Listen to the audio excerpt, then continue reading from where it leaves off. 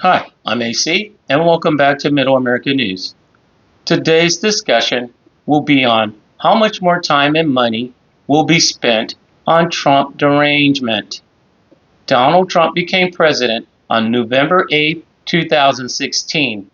Now, 8 years later, the Democratic leaders are still using our taxpayers' dollars trying to convict this man.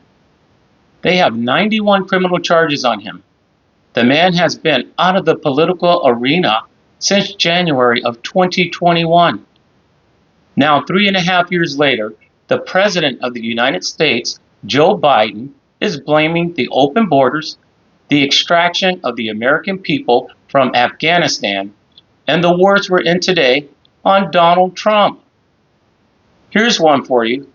Trump is not in the Senate or a House representative. He has no political power other than running for the presidency. But yet Joe Biden remarks from Brownsville was pleading for the president, Donald Trump, to join him in his efforts in getting Congress to reconsider a bipartisan border agreement. Now, I remember vividly Joe Biden running on being able to work with both sides of the aisle and bringing back unity to our country. So why would he need someone who was not even in politics, the former president Donald Trump, to help him pass a bill when he's the president of the United States? That's crazy. That's a form of Trump derangement. Now let's talk about the second form of Trump derangement. All the taxpayers' money spent trying to convict this man. We spent $32 million on the Russia collusion. On the impeachment, we spent $40 million. On election fraud, we spent $519 million. And money still being spent involving the documents he had in his home in Mar-a-Lago. When does it end? This is starting to sound like a chess match of the spoiled rich politicians that will try and do anything, even if it's unethical, to stay in power. They have showed us for years it's all about them, but never about the American people. The American people are being screwed. I'm just going to give you a few examples of how that money could have been spent a lot better. So, if you take that $32 million for the Russia collusion, the $40 million for the impeachment, and the $519 million for election fraud, that would equal $591 million. Do you think we could have used that on our vets? How about on the homeless problem we have in this country?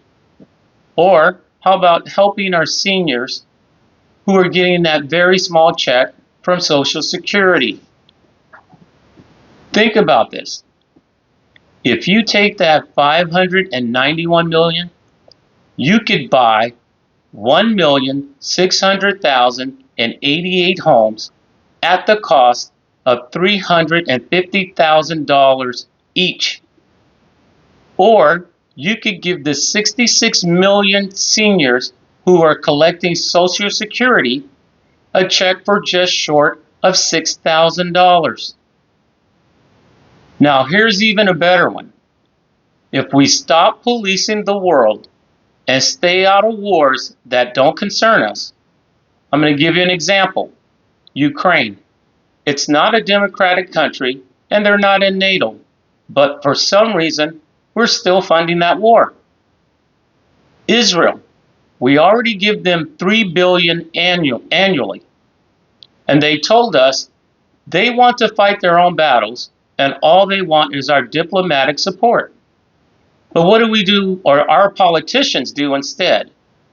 They pass a bill for $95 billion for support of Israel, and then they tack on the Ukraine and Taiwan on that bill. So let me put this in perspective. If you take that $591 million they spent on one man Donald Trump, and the $95 billion spent on the wars, that would equal $95,591,000,000. I'm going to repeat that. That's $95,591,000,000. That's an astronomical number. It makes your head spin. And if you try to put those numbers on a calculator, you run out of room because there's so many zeros. So if you take that money, let me show you where we could have put it better. That would have built 273,117,000 homes at the cost of $350,000 per home. Or if we would have gave it to our 66 million seniors on Social Security, they would have all received a check for $1,444,347 each. So here's a good question. Why do global issues seem to take precedence over the issues we have at home? Something to think about. Subscribe, and I'll see you next time.